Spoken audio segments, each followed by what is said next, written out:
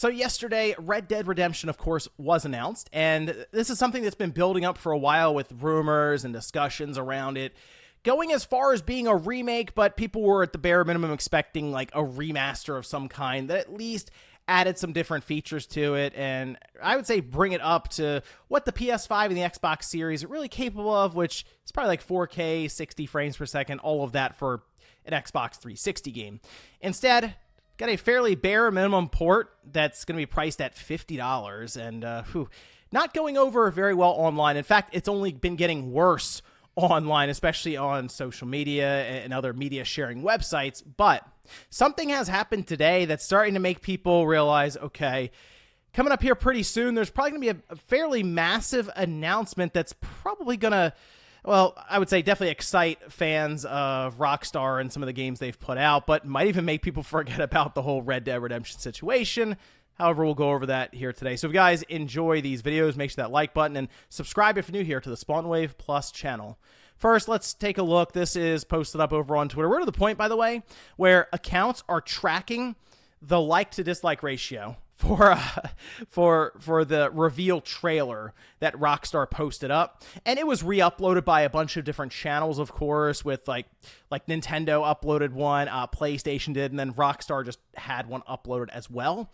And I noticed that on Nintendo's channel, their video didn't really get downvoted much at all, actually. And in fact, Switch owners seem pretty excited about this release. And really, if you think about it, for the Switch, I mean, it's never had, like, Nintendo's never had Red Dead Redemption or anything like that, whereas Sony had it on the PS3, even had multiplayer there, and this port to the PlayStation 4, I feel like a lot of people are looking at this realizing there's a lot left on the table, whereas for the Switch, this would technically be the only official release for Red Dead Redemption that would be played as in portable mode or a handheld device.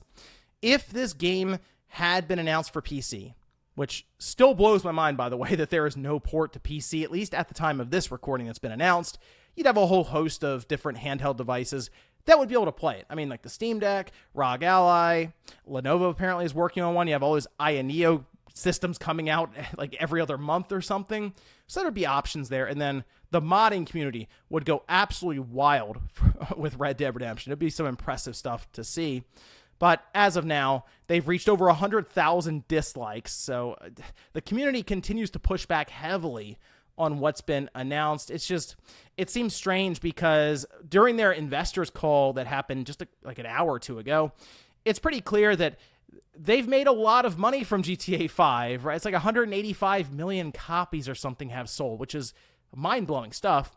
You feel like you see a game like Red Dead Redemption is very coveted, I would say, especially by fans of Rockstar, and you feel like they would have put forth a better effort than what we're hearing about. Not necessarily that, what is it, Double 11 that's behind this port wouldn't necessarily do a bad job. I've actually been told that it's in good hands, this port, but it's only going as far as Rockstar and Take-Two want it to go, right? So I'm sure they could say, you know what, let's go for it. Let's do all these really cool things. Let's make it more like this remaster remake where people can't really tell if it's a remake or not, kind of like Metroid Prime Remastered, for example.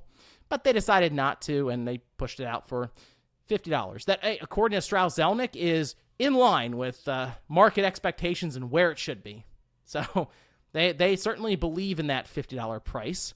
But during that conference call, something else came up that definitely had me looking at this like, okay, well, to be honest, in like 6 or 7 months, potentially, a lot of people who are frustrated with Red Dead Redemption are probably going to be honest, forget about this. And it has to do with plans that Take-Two has for making a lot more money, like more than you would normally expect for them in a year. So this is from Strauss Zelnick, where they say, we remain confident that we are positioning our business for a significant inflection point in fiscal 2025, which we believe will include new record levels of operating performance.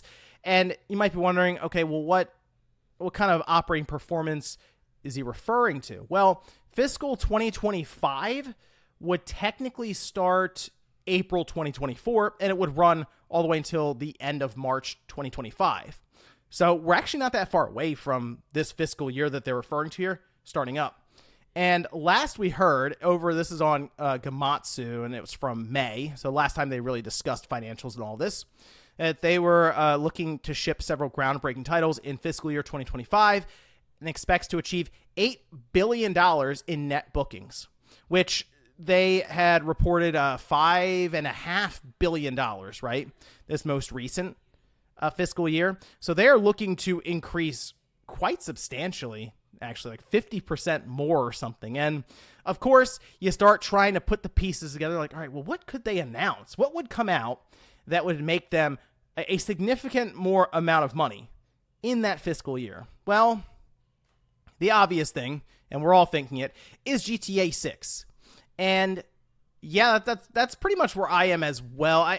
We saw those leaks for GTA 6 that were mostly in development, right? It was probably pre-alpha even, because you saw reactions and different bits of the AI that would pop up above the NPCs' heads depending on what the person was doing when they were basically QAing and testing and seeing how things would run. So that was like pre-alpha stuff. But even that looked pretty good, all things considered, which is really funny. I know people online looked at it and said, this looks terrible. Like, what are with these graphics? And it's like, guys, it's literally like the early stages for the most part of development before they start actually polishing and adding in bits and pieces that would present what you'd end up seeing in the final product for GTA 6. But still, we know that they are in like full-on development process for GTA 6. That was announced, last year or something, early this year. So it seems like they would be pushing towards that release potentially in fiscal year 2025. And it kind of feels like they line up for a holiday 2024 release. But that also means they'd have to announce it somewhat soon. I feel like for GTA 6, you'd want to have the good part of a year for the build-up, marketing, and all of this, right?